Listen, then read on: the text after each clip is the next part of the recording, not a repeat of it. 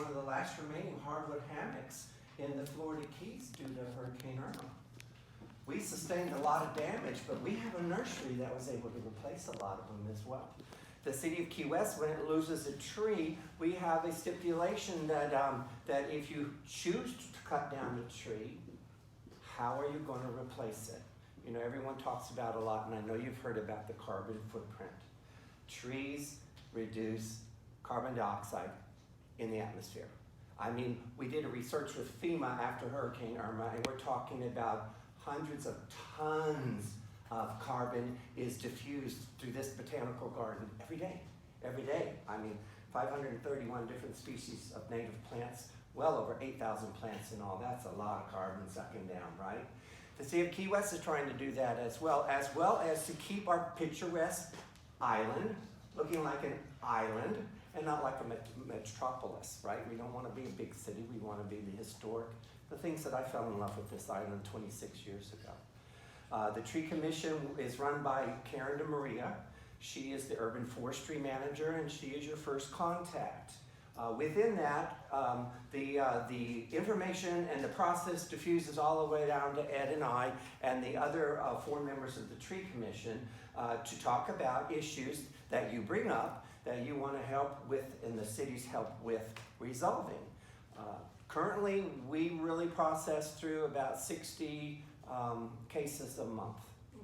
All right, pretty much all in all. I mean, I'm signing documents, and of course, this is also you reaching out, working out with her, because not everything has to go to permit. But if you're doing any major pruning on a tree, and we're talking about 3 inches or bigger, you need a permit, because we want you to do it right. We don't want, and I can't name any names, but last month we had a case where a neighbor came down and just butchered the neighbor's tree because it was hanging over the fence. And causes not only damage, I mean, tree abuse, that's what we cited them for, tree abuse. But listen, the neighbors were really pissed off about it too, right? So we want to help everyone navigate that through the process, not only within your yard, but next door neighbors. And the new case that we talked about too is trees on city property that impacts your property. Karen DeMaria is awesome at all of it. She listens well, and she'll tell you that the correct path and the methodology of getting this issue resolved, as well as, you know, she's an arborist, so she knows how to take care of a tree, and she can walk you through that process too. So that, and this is what we learned from Hurricane Irma, we have an arborist, Kenny King Golden Bough, has been working this garden as long as I have. He knows his trees, he knows his natives. You want somebody who knows the species and the environment on it, and learn the word mitigation. Mitigation is taking care of it now, so it will not be a problem later. And that's a key component too when you're looking at your yards and looking at your trees and your specimens that you're talking about, because it doesn't necessarily mean cut down that beautiful old tree. Maybe it just needs to be shaped up a little better. That branch that's hanging out over could be reduced back, whatever the case. And that's what we at the City Key West Urban Forestry and the Tree Commission will do with you and work with you on it. If it gets to a case, as I pointed out, the neighbor cutting down a tree, it does come in front of us because we want to be a community of friends and family that we give a chance to actually mitigate between the two parties on the best way to resolve the issue. The last part of every tree commission is what we call administrative hearings. We're allowing the citizens of Key West to come to us before we get the lawyers involved. And what we do is we ask the public are you willing to step into administrative hearing? And if they say yes, then they prove their case. The city talks about the urban and the arborist. We have everyone's voices come involved in, and we come up with a reasonable understanding, and I think a reasonable, what is the best word I can use, Ed? Penalty, if there is one. You know, whether it's going to be monetary, whether it's going to be timing. A lot of the cases are one or the other or both. And when I say both, it may be in the case of the neighbor to neighbor. They wanted an arborist to come out and take care of what was left that tree for 3 years. And as long as you agree on it and everyone is relatively happy after the incident, then it's a great way for us to say, okay, let's this happen, let's make it happen, and then let's just go forward. If someone chooses not to go that, then you're more than welcome to get your lawyers involved and get all that stuff. we try to mitigate everyone out of that process, if at all possible. Sometimes it's not, but I think our success rate has been pretty much 100% so far, and I'm very proud of that. I'm very proud of my fellow commissioners. They're all, most of them have been on there for a while. I'm relatively new compared, as well as Ed, to the others who've been on the commission before. Why they chose me to be their chairman. The chairman is, I guess, like I said, I'm honored, but I'm confused, but I'm going to go with it. And I bring into that commission the history of not only my nonprofit history and my environmental studies and conservation efforts, but you know, I've been with this organization for 25 years now. I know a thing or two about trees. Did anyone walk in today with a particular question about the tree commission, permitting, or Karen to Maria that I might be able to answer? So you mentioned this issue with the neighbors' trees and stuff. You can call and still ask someone to come out and do an evaluation of the tree that's... You could call Karen and she will come out and she will give you her opinion and what needs to be said and done. From there, she'll give you options on who you can call to come and actually do the work. There is a permitting fee, and it's not that big. It's just administrative. You got to pay Karen's salary. Ed and I are volunteers on the commission, just like the other four. We give our time to help you, to help the city maintain its historical look and the aesthetics that comes with mature trees that you want. And of course, one of my missions being conservationist and native species to eradicate those that are non-native or danger to the public and the city as well. We look at that in everything. We get a report on every case on does it have a native status? Is it on the protected list? How imperiled is it? And when you talk about replacing a tree, these are all important things that you need to learn, because you may be able to just replace a tree with the same size, but if you pick one of the other 10, it gives you 2 times the inches than you would just replacing what you have. What do I mean by that? That if it's an imperiled, endangered, or threatened species, it's more important than just the run-of-the-mill frangipani or whatever, right? We're going to give you extra credit for that. So even when the big trees come down, and we've had some 45, 48, 50 inches that had to come down, there are ways to mitigate the replacement of them, so you don't have to go all around the world looking for a tree that big. You can do 3 or 4 other ones that are just as beautiful, or will be, and as of course we all know, once natives get established, they go. We planted a stopper over in the Blue Butterfly Meadows. It was about this big, and within a year and a half, 2 years, it was already 10 feet tall, and now it's over 20 foot. So once they get that taproot through that limestone, it grows. And then keep in mind too, I said it many times, aesthetic. They can be aesthetic. How? Because shaped and looked and shade is something we all appreciate, but just think about the birds and the pollinators and the butterflies and everything that native plants attracts. I did a presentation, which I'm going to run through with you today, over at the Wildlife Society in Big Pine, because this is something I learned, being stewards of the property and taking care of the plants. You know, the garden boasts 213 species of birds migrates through here. Our 2 butterfly gardens sustains the remaining 39 species of native butterflies of the Keys, which was 120 back in 2010. Where did they go? They're extinct. There's species going extinct every day, over 200 species. It's still a fact. You can look it up. Over 200 species of flora and fauna go extinct every day. Not monthly, not quarterly, not annually, every day. So we all should be doing our part to protect those. And my only soapbox speech I'll give today is that if mankind does not think we're in line with that extinction list, we better rethink that. Because if you can't take care of your environment, you certainly can't take care of yourself. All right? Not step off my box. All right, I have a very short, hopefully Ed is going to help me do all of this stuff here. Do we have other questions related to the tree board? Not every tree requires a permit. If you go to the city website, you can get a copy of almost everything that we have here. What trees require a permit, which trees do not require a permit. And if you have a dead tree, that doesn't require a permit. But there's a whole page, there's 2 pages of trees that you may have in your yard that do not require a removal permit. So again, if you have questions, Karen will come out and take a look for you. Before any tree, a permit comes in for removal, it gets a monthly agenda. That agenda is sent out to all the board members. We go out individually and look at those trees and make an evaluation. Is it a proper removal? Is it not a removal? And when we come back to the board meeting, we discuss it. We listen to the property owner. We listen to an arborist. We listen to Karen. And then we discuss amongst ourselves, is that tree really need to come down or not? And there's a lot of things on Facebook that we approve everything. That's not true. We deny trees. If we think it's a healthy tree that's not in danger to the property, we're not going to give you a permit to take it down.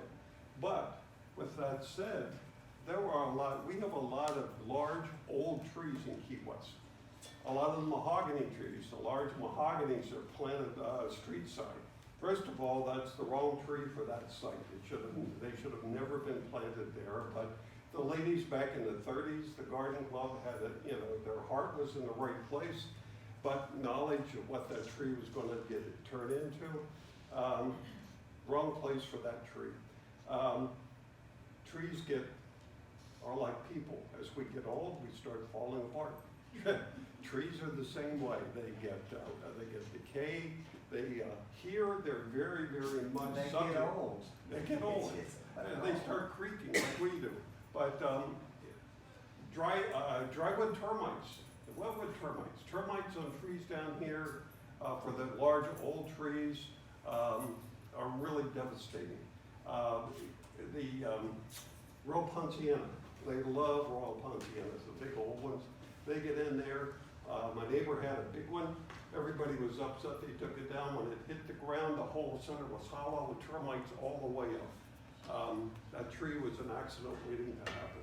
So we do, as a board, go look at the trees that are put in for removal and do evaluate it. One of the things that happened in the state of Florida, the state legislators saw fit to take away our ability being Key West or any city, for home rule.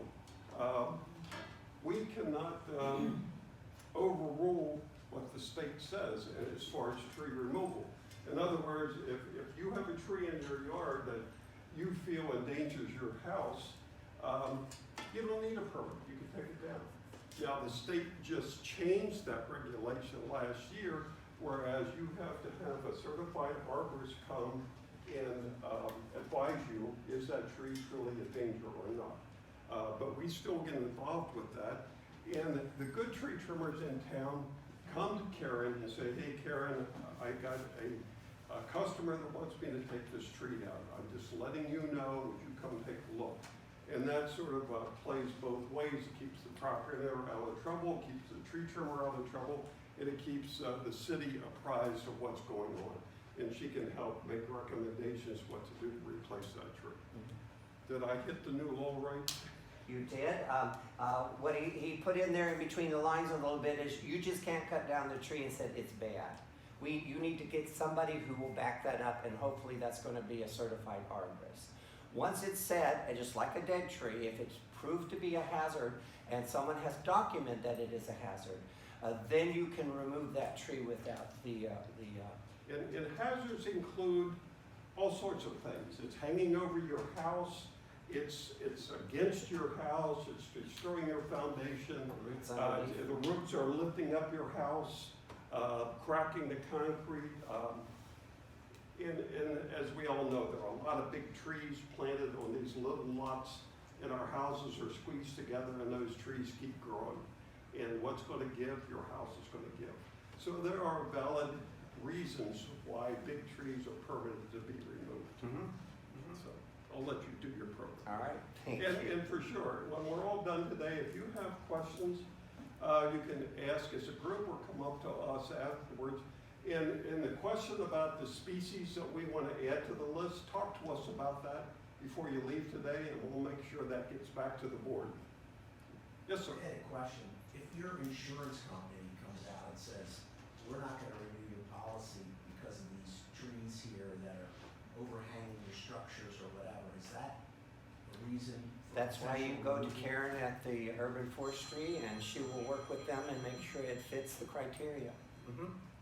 That happens more than often than not. The insurance company Yes. comes down, looks at the The tree. utilities companies have been in trouble and fined before because they said one thing that necessarily wasn't in your best benefit. If you have a question, if you've not hired a tree company in the past and you want to know who reputable companies are, we, the board, Karen, we can't tell you use this guy, but we can tell you the best 5 in the city that have a very, very good reputation. We will do that. We can't make one recommendation, but we'll give you a list of. Yeah, we give you a list. Now, if you're hanging around the botanical garden and you see Golden Bough's tree trunk, that might be a good recommendation, but I'm not gonna say that. Let me breathe it down. Kenny King is awesome. He's an old time conch. I call him Daddy Grump. Warning you about him, but he knows his stuff and he always goes for the benefit of this tree and the species and not just for the convenience of us, the public. Because as we all well know, human footprint is wide and long, and most of that means decimacation, just get rid of it all. All right, thank you As so a much. consumer, be careful who you hire. Yes. They should be a certified arborist, and you can go to the ISA website and check. They should be in there and listed. That means they follow the proper procedures for trimming and pruning and follow a code of ethics. The second thing is make sure they have insurance and get proof of that insurance, especially if they're taking big limbs off your roof. You don't want them to drop a limb through your roof and then you turn around and the guy's gone. We get folks that come down the Keys from other places in the state that aren't local, and some of those folks aren't as reputable as others. We have a lot of Don't folks be that duped. yeah, don't be duped. Just because you want a chainsaw doesn't mean you're an arborist. And there are a lot of people with chainsaws that come out and do horrendous damage to our trees. So be careful. Yeah, and I'd love for this group, this class here to go out of the presentation to say that I know that we have to be permitted to do work on trees. You can't, it's kind of like the IRS. You can't go in and say, I didn't know about that. Just one more step, even here at the garden, we're part of, what's that called? Before we can do We have a tree liaison committee. tree liaison committee that goes back to Karen to get permission before we can do major removal here. We have that part of our lease. For who are the registered voters in Key West? If you voted yes, I love you that much. We love you. If you voted no, stay after class. Yes, very much. In our lease, it is stipulated that we do not have to go up in front of the tree commission, especially now that Ed and I are on the tree commission, there's a conflict of interest. We have a tree liaison committee that consists of one tree commissioner, our arborist here at the Botanical Garden, and one citizen, 3 people. And what we do is we go quarterly and we go around and say, okay, we had problems with these trees. We want to remove these trees. We need these trees to be pruned. We want to replace trees because remember, a botanical garden is a collection of plants. It's just we're very unique in that we're native in our collection. And we let the tree commission know monthly, quarterly, what is going on within our inventory, what had to be removed because it was dead, damages that came up with, or work that we wanted to have done down the road. Inasmuch when we want to plant stuff in the garden, we report that as much because we are literally held at the same terms. If we remove a tree, what are we going to replace it with? No hole goes unfilled around here. For one, it's too hard to dig another hole. We all know you don't dig a plant to plant around here, you jackhammer it in. It's the same thing with us. So we have had a policy for the last, 11 years when we started our collection policy, is that if we lose a tree or we have a reason to remove a tree, is that we're going to replace it with a native hopefully the same species, and the iconic idea that we had with our native nursery is to have a backup plant for every species we have in the garden. So if something happens, we got something there. And then when we got that far, we said, well, we need a backup to the backup, just in case. And then if we make 5 or 10 or 15 of them, we can sell them to you because that's all right, right? And as we all well know, you want to know what a native tree looks like in your yard? Go take a walk. There's 531 different species that you can identify, and I can get in more to that in a second. First and foremost, I'm a 26-year resident. If I don't know you, it's my fault. I would love to get to know you. I'm very fortunate to say and honored to say that I've been associated with actively the Key West Botanical Garden for 25 of those 26 years. I started out as a volunteer that became a board member. In 2004, they hired me under a grant under the Department of Agriculture to do administrative work for 30 hours a week. And then within 2 years, they actually put me on payroll. As I fondly and teasingly say to Ed and everyone, I didn't climb the ladder, I climbed the tree. Because from there, I became the executive administrator, general manager, and I've been executive director now since 2013. A position that I'm very privileged and honored to have. Not only to represent this botanical garden and our board of directors, but to represent you, the community. I want to give you kudos for voting yes on this referendum because it shows as a community that we care about our environment, that we want to do something to conserve it, and that we want to protect this really, really rare and unique garden for the next 99 years, right?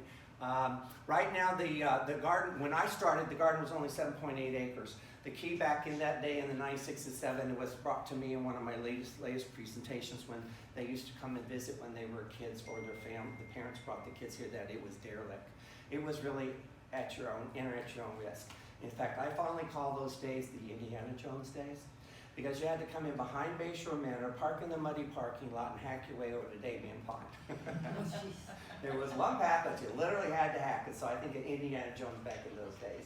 When I became a board member, there were 4 other board members, 5 in all, that used to meet on our lawn chairs at the little muddy back entrance, which is our new big entrance now, and determine how we're going to save this botanical garden. Out of the 7.8 acres, with the help of a grant, which I'll get in more, we are currently at 15.2 acres, of which over 11 are accessible to the public. We still have those other 4 acres, this area back here, that we can do about 20% build out on. In other words, infrastructure and so forth. So in Misha's perfect world, we're going to have the orchid shed put, well, we used to have one years ago, I'll get into that in a second, but also expand the nursery and put a new visitor center that's visible from US Highway 1. I think that's key and important because driving north or south, have anyone ever seen the little botanical garden sign? That big? No, not unless you're stuck in traffic and then you're mad at the traffic, you're not paying attention to the street sign. I think it's key important to get our name out there, and we're trying to do everything else that we can do it. Out of that, our nursery right now propagates about 196 native species out of our collection, over 2,000 plants in all. But more importantly, we have over 90 species that are on the state and federal threatened and endangered species list. What does that mean? One of the new plants that we just put into our nursery as part of our program, there's only 3 left in the wild. And we actually caged them, protected them till we could get the seeds off of it. So when they say imperiled, means they're just about to fall off the ledge, right? So we're doing our part to preserve that, to protect that, and also me talking to you about means educating you about it too, because native has a purpose. There's a reason why it's native, and they do have a aesthetic beauty as well. Whether you want to go with your grasses, understory, midstory, or canopy, all is involved in it. I wanted to break down. I can break this down a little more as we go forward. How many of you have heard me speak before?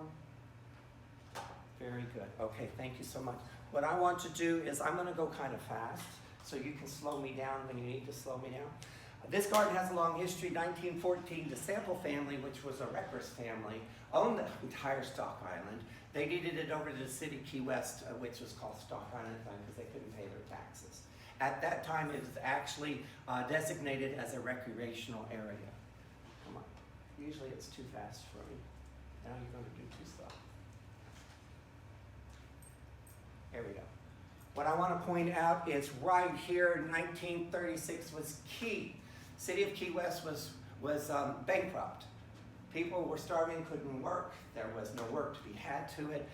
Part of the WPA, this 55-acre tract, which became the historic Key West Botanical Garden, was actually created by the WPA, which was to put people back to work.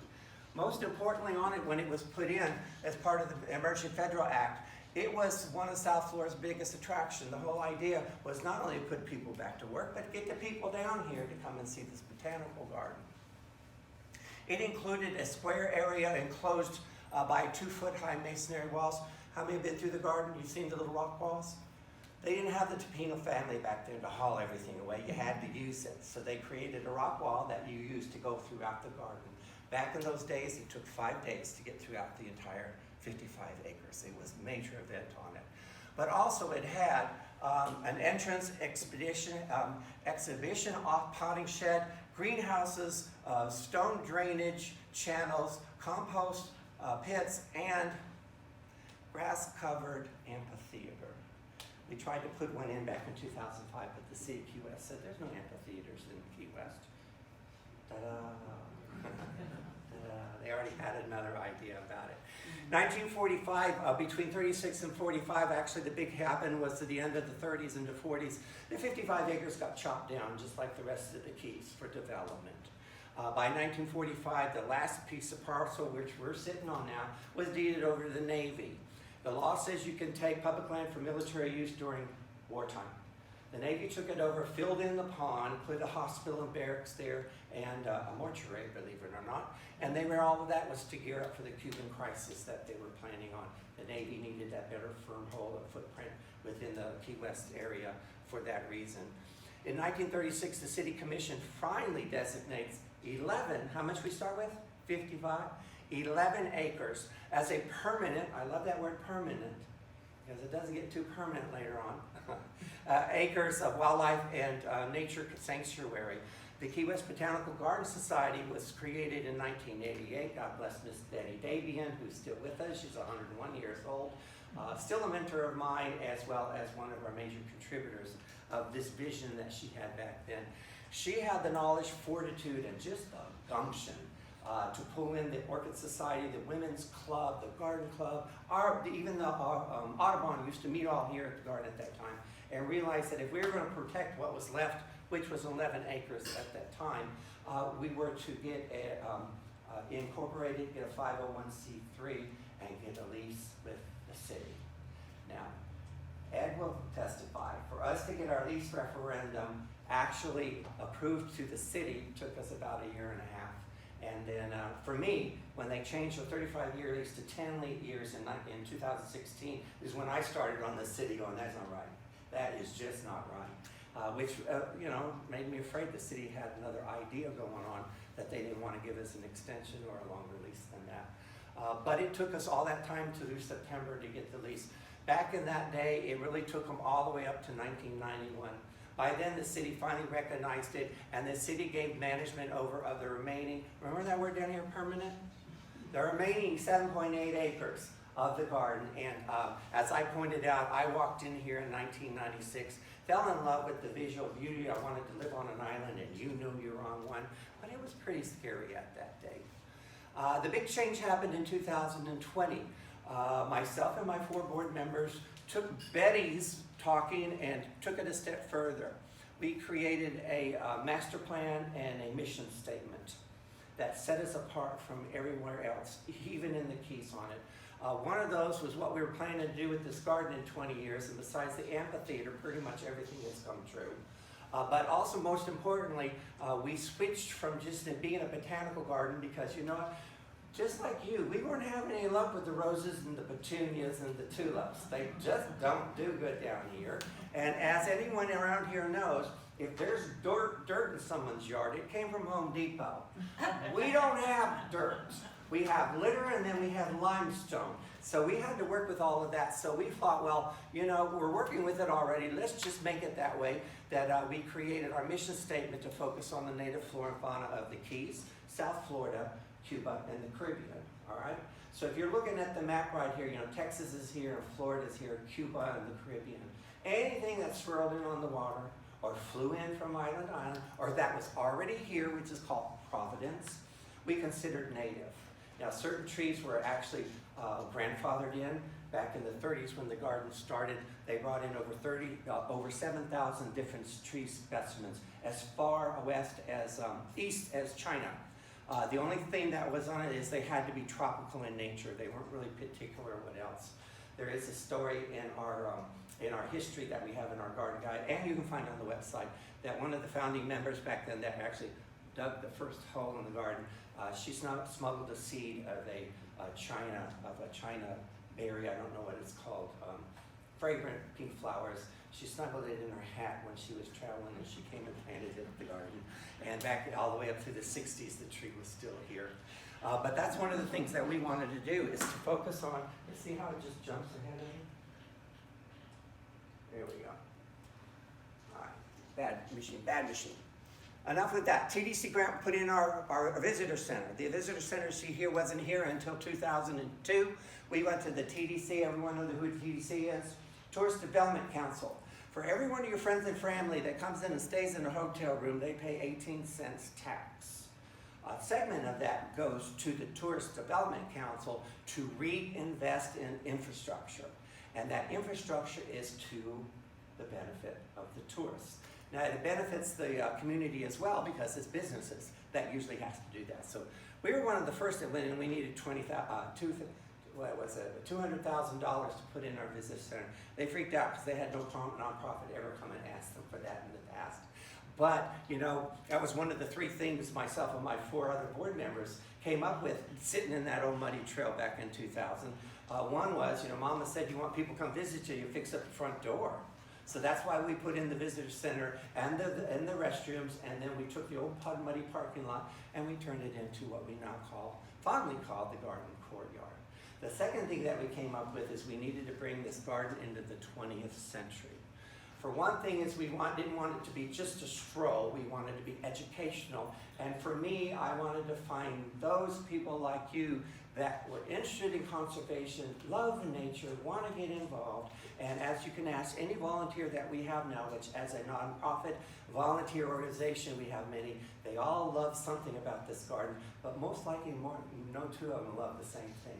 They found what they really like to do, and then they do it. We allow them to do it. In 2003, we got a grant to build the butterfly habitat and the boardwalk. The boardwalk was key component too, because we wanted everyone to have a chance to explore the botanical garden and enjoy it. As I pointed out, prior to that, it was hack your way through it, you know? We would meet on Saturdays and see what volunteers showed up and did the best we could with cleanup. The boardwalk, 6 foot wide, off the ground, so Mother Nature could go underneath. We didn't have to dig any trenches for our irrigation of our electric, because it was all underground.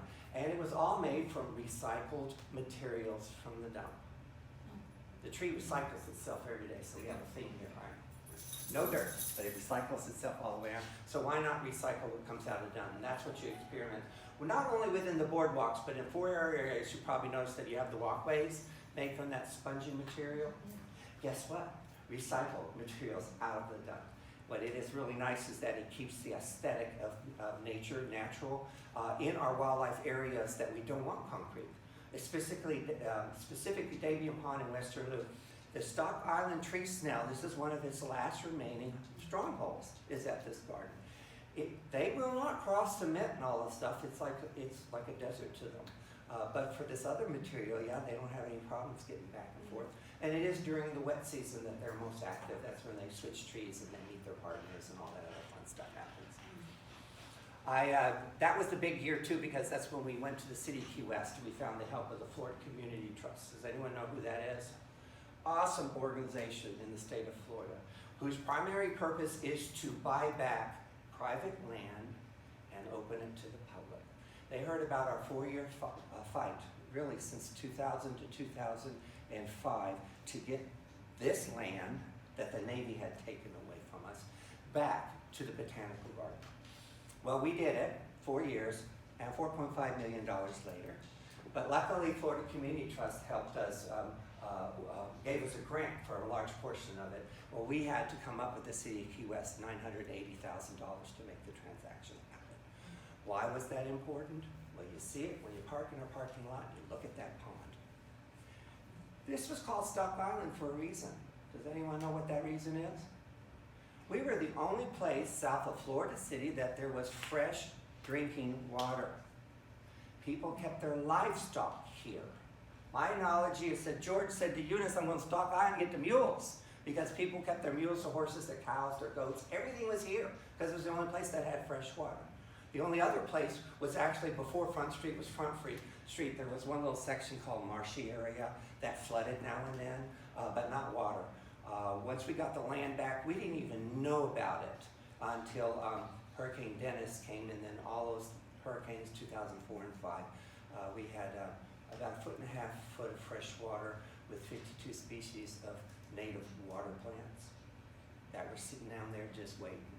Because when the Navy came in, the buildings were all condemned because, you know, they made the cement out of salt water back then and it crumbles. So they just condemned everything and plowed it off. I still remember seeing this whole area was just a white powder all over the place. And anyone that's been here as long as I have may recall that period when they first put it up for sale as a 5-acre parking lot. Who in town knows about a 5-acre parking lot in Key West? You know that's not right. Something's wrong. Then they were going to do an assisted living with Bayshore Manor. And then they were going to put a fire department on 5 acres. So we all knew that just stunk to high heaven. There was a reason for it. And when the commission finally approved it, we found out why. Associated with this parcel of land is 2.5 acres of pristine mangrove across the street. When you leave here, just look. A couple developers in town, and I won't mention any names, realized that, and you know, that's over $22 million of oceanfront property. You know what it could look like? Just look across the Cow Channel over there at the Hilton. It looked like that over there before they got a hold of it, and now they plowed all the mangroves down and they put the rock fortifications. That's just what we do. And what we do is say, that's not right, we're not having that. And after we got the land back, we invested another $2 million. The South Florida Water Management District stepped in and they helped us rehabitat that pond. As we all well know, you can recreate something, but it'll never be as good as the real one in nature. But we did pretty close, because when we started in 2000, we did our master plan with Raymond Jungles. Anyone familiar with that name?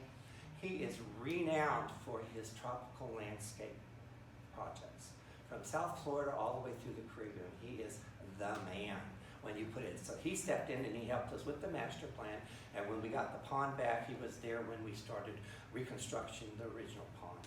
He was there on hand when in 2006, we had permitted and petitioned Key Largo to save 60 major specimen trees, old trees, out of a development project. But within 3 weeks of root pruning, the contractor decided he didn't want to wait, so he just cut them all down. We had, just the way we are, we were lucky enough to know somebody at the time that had a flatbed. We went up there and we saved 11 of the trees, of which 9 of them are still at the Stock Island Pond over here. You're going to see them on the northeast side when you come across the bridge. That's why it looks like such an old world habitat, because we were able to save those trees. Imagine if we could have put in 60 of them. It would have been pretty spectacular. Now, we have 3 different water features here. Actually 4 now, you can talk about it, and I can give the 4th one a little bit later. 12 feet of fresh water here. The fun thing about that fresh water is, if you go to the University of Florida Great Lake Watch program, this pond is listed as a Great Lake. No, I still laugh at that. I'm from Texas, I know what a lake looks like. We don't have a lake. We have about maybe an acre, not quite 2 acres, but we have it tested every month from the University of Florida. 12 feet of fresh, sweet rain water. And because we have that fresh, sweet rain water, to the migrating birds and butterflies like you and me driving down the interstate, we see truck stop. A place to stop, eat, drink, rest, and then go about your journey. And that's why we can boast that we have 213 species of birds coming through this garden every year. It is actually reported on a national website called ebird.org. You can go in there and look at the day, you can look at the month, you can look at the quarter, you can look at the season, and they'll tell you what birds other good people like you have spotted and reported. And I think that's huge. I think that's huge in a statement for that we're not just about the green stuff. We're about the stuff the green stuff produces, right? Because the birds wouldn't be coming here. I mean, the big fig tree over there, what we call the birding trail, in December, a bald eagle hangs out at on the 45, 50-foot fig tree because he knows lunch is coming. Once it fruits out, all the birds come in, the gumbo limbos, the pigeon plums, even the poisonwood, all produce the berries and the fruits that the native species. And I'll get more of that, how you can help in that aspect as well. So that was huge on that aspect, getting that land back, starting the pond back. It was really, really cool because the contractors came in and they started digging the pond out in 3 sections. So there was a bridge in between, so the big, what do you call that? The big ones, the big ones, with the tank trails on them, could get across to it. And I would go out there after, while they were working and said, who turned the water on? Because the water didn't come up this way. The water all came that way. So there was pockets of water all over this land that was just waiting to be rediscovered and filled it up. It was the prettiest color of milky blue, like our water looks when you start sailing south, that kind of milky, transparent sky blue color. It was breathtaking. Back in that day, we had a turtle in our courtyard pond that we fondly called, it was Herbie until we found out it was Herbina. It's supposed to be an escape-proof pond, and within a day of the tractors leaving and them opening the full pond, Herbina was gone. And she was rescued from Hurricane Wilma by the SPCA and then donated over to the Botanical Garden. And I just fondly called her my daughter because I fed her and took care of her. She was gone for a day. We couldn't find her. We actually took 8 people around here. We found her over in the new pond. She was out there like Esther Williams going, isn't this great? Isn't this great? And of course I'm just going, get over here, you bad girl. And she comes swimming over me. She was so excited because she didn't realize, but I did. That pond was like a brand new refrigerator. It was pretty, but there was nothing in it. So we put her back in the courtyard pond, and lo and behold, 2 days later, she was back out there loving life. So it took about 1.5 years for the pond to actually cycle itself so that it is. So right now, it is actually where you're going to find your freshwater marsh birds. I saw the, what is it? The moorhens were here. The gullinaries, they're called. They are really pretty because they have a red peak with orange and then they're black with purple. They make right through here. They're actually, they're lily walkers from South America. They have 3 toes. It's really cool, but they swim like ducks. So you're gonna find the pied-billed greets, your American coots, all of those freshwater fowl come through here and migrate through. Now and then we get a marsh bird come in, but they come here just to take a shower and rinse off and when they go out their journey. Davian Pond in the back, that's where your brackish water is. After Hurricane Wilma, we had Ken King out and a hydrologist that proved that it was part of the aquifer. This pond is not. It stays consistent at 12 feet all year long. Whereas Davian Pond goes up and down with the king tides because the ocean's underneath of it. But because of that, there's a dragonfly that comes out of Davian Pond that locals know about, but not many other. It's related to the common red skimmer. But because of the association to the saltwater and the shrimps underneath, our dragonflies come out really hot pink, like disco hot pink. Of course, there's a joke about Key West involved with that, but it has nothing to do with it. University of Michigan came out for 2 years and studied on it and realized, that the grubs of the dragonfly are carnivorous, right? And they're underneath there and they go in the saltwater long enough to eat a shrimp. And that's what they do, and much like flamingos, they come out with the color that's on it. That's pretty really cool. All right, and then of course in 2005, because of these changes, we were designated as the southernmost trail out of US Highway 1, the scenic highway, and the big news about it was the Great Florida Birding Trail. I was very fortunate all the way through the 2000s, all the way up to 2006 to have associations with and networking with the US Fish and Wildlife Department. We were good friends with the Kearney Refuge, and we had a lot of the park rangers come down here and I was one of the first employees at the visitor center in 2004 when the local Audubon said there's no birds at the botanical garden. And within 3 weeks, people come through, and there were not only 52 species of birds identified, but 11 were in threatened and endangered list, and 2 of them were never seen here in the Keys before. So that's how we started, I know of, and that's my history getting to where I can stand in front and say, we have 213 different sightings of species here at the garden, because yes, we do have birds at the garden. All right, and then of course, 2006 and 2007 was the capital project to restart the pond and all that other such.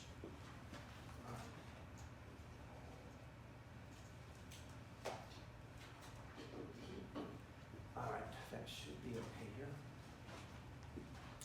Restoration of the pond, expiring wetlands. Big component was in 2008, was when the EPAC, Endangered Plants Advisory Council, stepped in, heard about our conservation efforts, and gave us $64,000 to start and build our native nursery. We were very happy about that, but the whole purpose of that was not just our collection, but those threatened and endangered species that we were just talking about earlier. 2009, we opened the Cuban palm exhibit with, what does that say? 16 species of rare and unique plants. Right now, every one of our trees are listed as specimens, which means they're the biggest, the healthiest.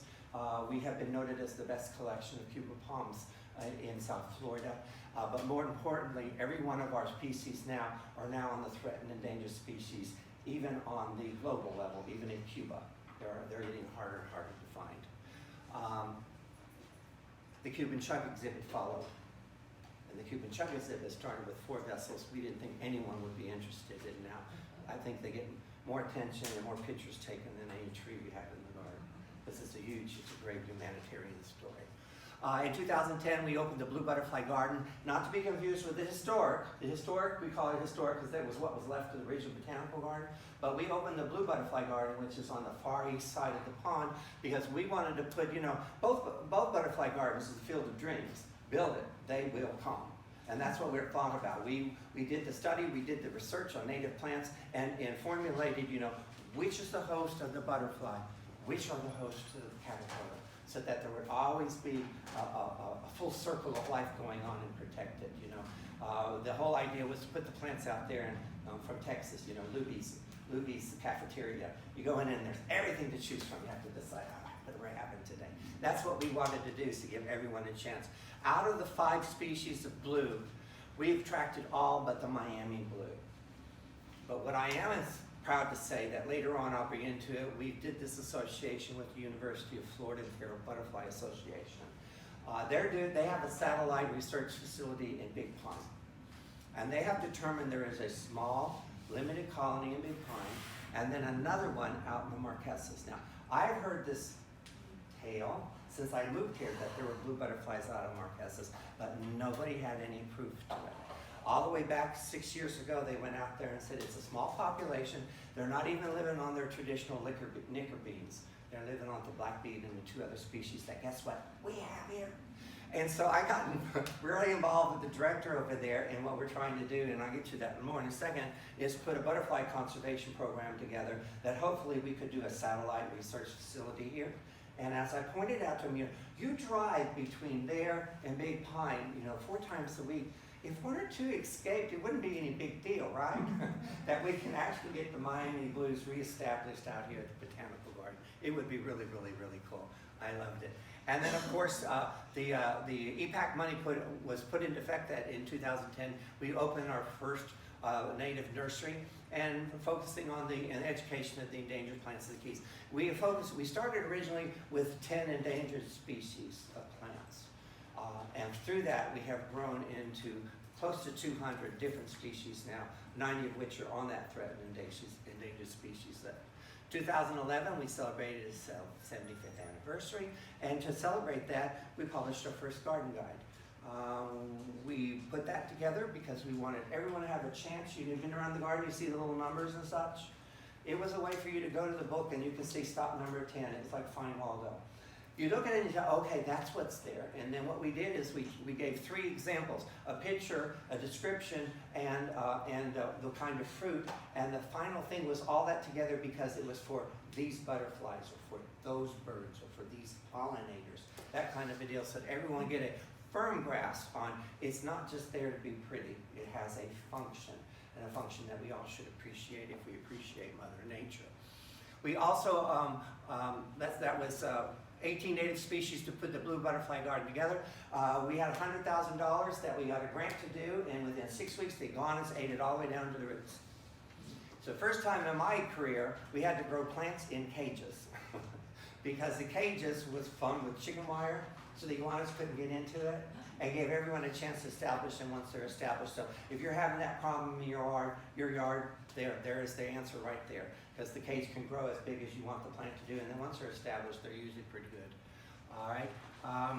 On 2016, with our 80th anniversary, we celebrate that by our Cactus Baron exhibit. You'll find it on the North Side tour. It is a prime example of what's not around anymore.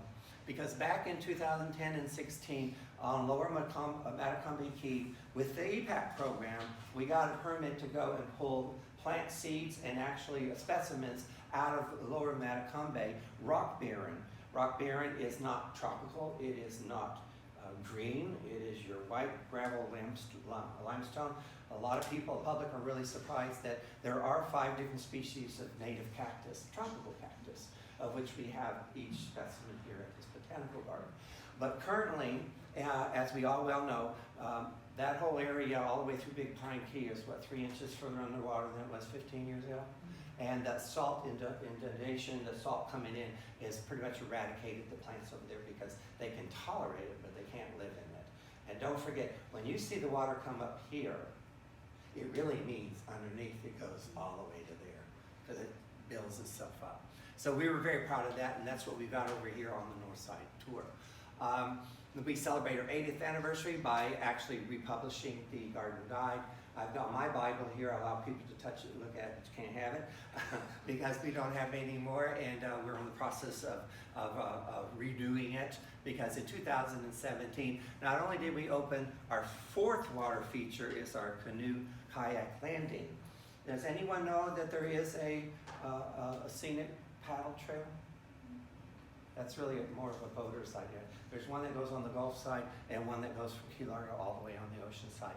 We built the kayak landing so everyone could either to launch or to land there, and that really finished one of my dreams, to have everyone, as I pointed out with ADA compliancy, everyone should get a chance to visit the garden.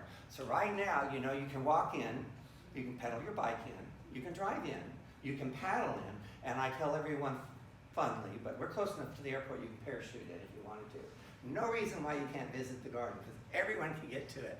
And we're very happy about that. But at the happiness end fast because Irma hit us. 120 miles an hour.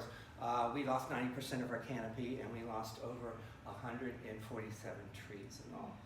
We were able to, and Ed was here to help with that, we were able to re-erect a small percentage of them, but I'm happy to report that over 90 of the trees were replaced by plants from the nursery. In the past, we would have had to been going up the keys. Because of our collection policy, we have to be really careful. They can't be from, you know, Maryland, they can't be grown in Georgia. They have to be within our region, and Providence has to be proved that they either came from the seeds or, in many cases, like our palm collection, were private collectors that had them in their yard. And so that saved us a ton of money. But, you know, God bless the FEMA as well, because 2018 and 20, we had $1.25 million worth of damages. We lost roofs, we lost buildings, we had all these other things as well as our trees. FEMA stepped up and reimbursed us $589,000 of it. The rest of the money came from good people like you who donated, plus we went for every grant we could get our hands on to help us get through it. All right, that was good there. I'm not going too long, am I? This is about done here. We didn't rest on our laurels. COVID hit in 2020. We all know what fun that was. Did not.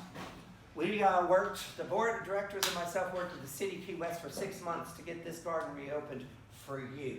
Because our platform was, there was no safer place to avoid the coronavirus than out in 6-foot wide boardwalks, out in the sunshine, breathing fresh air. Because all of us that were, you know, fearing the news, staying stationary where we're at, getting cooped up, needed a break, a safe place to be. So we were able to open up in the fall of 2020 when everyone else was closed. We were open for about 2.5 months before US Highway 1 was reopened.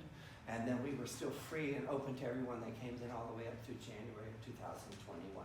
Once again, stipulation was, we're here, it's outdoors, it's safe, it's a safe place to be. That we wanted to make sure the community knew and utilized us for that purpose. Big news at that time is we didn't stop with our collection because ARPNet is a huge organization. It's internationally, and their whole purpose is like through the Department of Agriculture is all about wooded plants. They recognize us for our collection, conservation efforts, but the fact that we have over 250 species, the actual number is 262 different species of wooded plants. Woody is what they call it. Woody is your hard bark, your mahoganies and stuff like that. Not your palm trees that sway, the ones that crack when the winds hit. Those are your hardwoods. They recognize for it, and of course, their whole purpose and the whole thing is you had to, we had 120 different things that we had to pass before we got accredited for it. God bless Mary Chandler, our Director of Conservation on the EPAC program, for helping to do that. This was to provide interactive, collaborative, international community arboretum and tree-focused professional facilities that sharing the knowledge, experience, and resources to help arboretum meet their institutional goals and to work to raise professional standards. We were doing that here, but we didn't know anyone was watching. And that's when I coined the phrase that we think globally, but we act locally. As you don't dream it, it isn't going to happen, but we can instill certain practices and studies that people can take with you and handle on it. Not only was 2021 was our 85th anniversary, but huge was the accreditation with the Botanic Garden Conservation International, BGCI, organization out of United Kingdom, associated with the Kew Botanical Gardens in United Kingdom. Their whole organization, nonprofit organization, is to help botanical gardens achieve certain standards. And we went to them, and it literally happened in 3 months when they saw what we were already doing. The whole purpose of them was help non-botanic gardens recognize achievement in plant conservation and focuses on conservation actions that support local, national, and global goals, conservation goals. So we think globally, we act locally, and see where it takes us. And we're very proud of that accreditation because it's not that easy to get.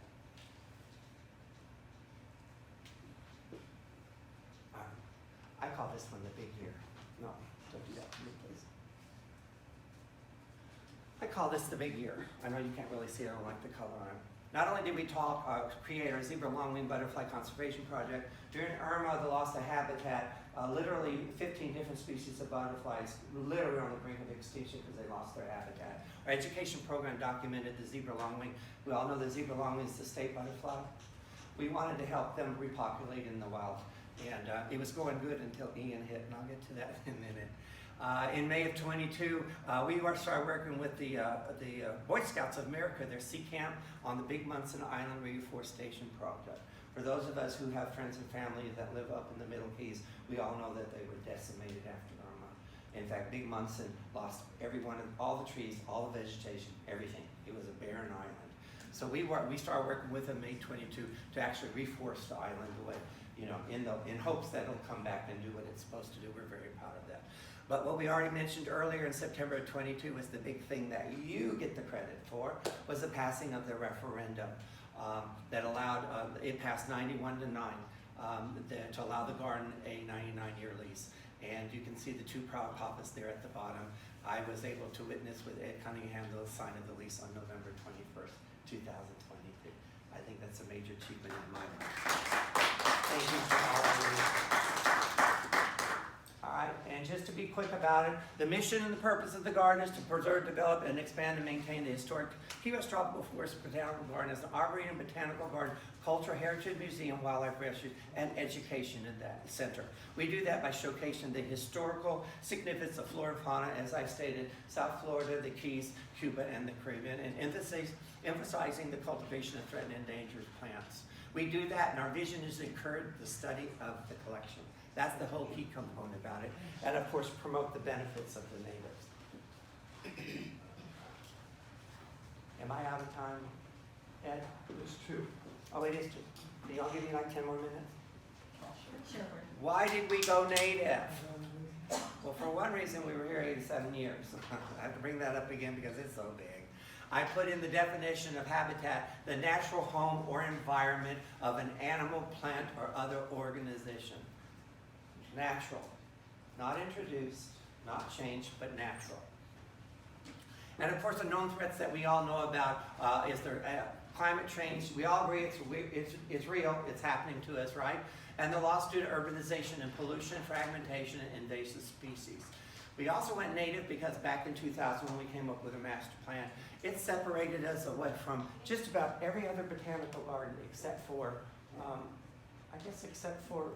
we're one of 6 gardens in the world that focuses on native plants. We went native before ecotourism was a thing. And it's just really within the last 6 years that people started really getting interested, involved in learning more about their travels and so forth. Native plants suit the environment because of the diversity of key specific plant materials. The seeds and cuttings fit our weather. Genetically evolved in our environment, climate, geology, and topography, most often salt tolerant, and they're native to a migratory fauna protection. Not only for the food, but don't forget to protect them from that bald eagle that sits up in the tree. All right. Going native is cool. It costs less, needs less water once established. Myself and 2 other full-time employees, we have 5 part-time people. That's it. The rest are the volunteers. If we had to pay everyone to come and do what you witness here, we wouldn't be able to do it. Our volunteers really fulfill about 85% of what needs to happen around here. Our collection is recognized 532 species, over 8,000 in the garden. We're talking about 250 woody plants, 213 divine species of birds, 39 butterflies, 11 species of damsel and dragonflies, 4 species of turtles, which includes Miss Verbena, and over 1,500 species of pollinators and your bugs. I didn't include the raccoons, the possums, the snakes, and the gnolls and the lizards that we have. In fact, we tell our visitors here that said they love the iguanas, they love them. And I tell them, if you catch it, you can take it home. Yeah, please. They love it that Please much. do. Internationally, we are recognized as the only frost-free tropical forest and botanical garden in the continental United States. We're in one of the, we are one of 25 locations that are well known for its biodiversity. That blur vision is getting crazy. There we go. And we're in one of Florida's 5 areas of critical concerns, which means there are species, flora, fauna that are here and nowhere else in the world. If this garden was gone, those species would be gone as well. How do we do it? Conservation education is key. Talking to you now. Thank you so much for listening to me. Hopefully you take a little bit of that home with you, because it's not what we're doing as this organization, it's why we're doing it and how we do it, because today's time, your macro, micro habitats, like your backyard, your porches and so forth, are as key and important as this big 15 acres is. Because lost are those stock wastes that the birds and migrations used to come through the forest that they used to hang out in. Now they're hitting buildings and they have 1 or 2 trees that they hang in, and then the people get mad because there's 2,000 birds sitting in one little tree because there's no other little tree. Having that not only opens you up to the beauty, and of course doing, as I pointed out, what you can do in your backyard, but you're helping all these other little species. And we've already covered the other 2. I won't take time to do it again. We went through all of that, donations and grants key, EPAC, as I pointed out. Volunteers. We have an excellent volunteer program. I invite you to volunteer. We have everything as stationary as helping in the office or whatever, or helping weeding in the nursery, to actually getting physical, getting out there and working a garden like you would do in your own yard. And the native plant nursery, I just went through all of that stuff before. We're very proud of it. As you well know, when you have a party at your house, you notice how everyone ends up in the kitchen, right? That's our kitchen. Not only are they cooking with plants, but it used to be the visitor center until the nursery opened. Now it is our center of communication. It's where everyone meets, if everyone talks about what's going on from the community. I say my tribe, you guys are my tribe, but it's also the culture that we've created out here on environmentally conservation-friendly people. And we go all the way from adults down to our companion program, works with 7th through 12th graders, not only get their community service, But 3 of the 52 students in our program got scholarships because they showed up at college with a resume that said they worked for a nonprofit for 4 to 5 years that was all about conservation and preservation. And 2 or 3 had social media because they helped us with our Facebook. Those colleges were very impressed with that aspect to it and helped them as well. And not to mention, all of them gets an opportunity to learn more than hospitality or marine biology. Before we started the program, our local community didn't even realize there was a future for our children in environmental studies, research, and conservation.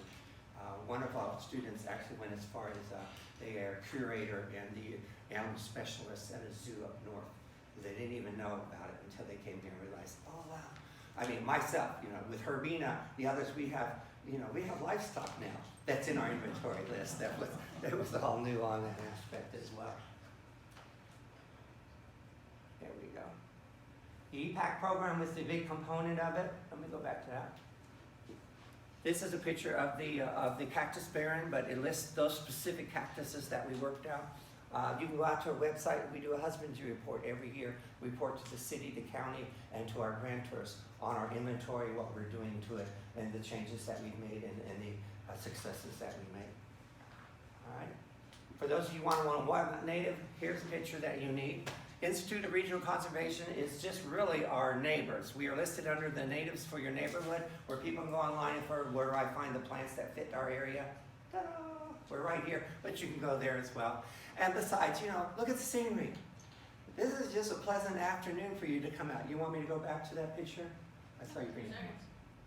Okay. All right, very good. I just did this for fun because I was given a presentation on natives at the garden. That's what this is about. But I didn't want to just give them a plant and a name and have to learn the Latin. Well, I don't know the Latin. I have people for that. But to show you, wax palms in the Cuban. The white tababulias are the native. The yellows are not native. The purple ones is, of course, our lignum vitae, which is our signature plant. The white heron, the radiata, thrinax do grow up to be about 40 foot tall. That's the picture of ours. There's a picture of your golden saddleback dragonfly, a picture of the historic Dabian pond in the back. That is a picture of our resident monarch. We've learned and studied here. Everyone thought monarchs just migrated from here 5 generations north and 1 generation south, but we helped establish the fact that there is a resident. They're only about this big, but they're here all year long. That picture on the bottom left is our Northside Pond on a clear day. It's the reflection on the water of the clouds. That's why it looks upside down. And the iconic Western Loop, which still remains one of my favorite locations in the garden. And I didn't do this, but I had to take a picture of it because those volunteers and our staff and our board who love this garden all came up with this, but I wanted to point it out to you. It's not my words. It was that passion and love that says, this isn't a garden. It's a botanical masterpiece, and we would really love for you to be part of it. All right, and there's my information. And any questions, anything I can help with? If you enjoy this type of presentations, we do one once a month, the same day as we do our native plant sale. You can start at the plant sale and then come here at 1. Plant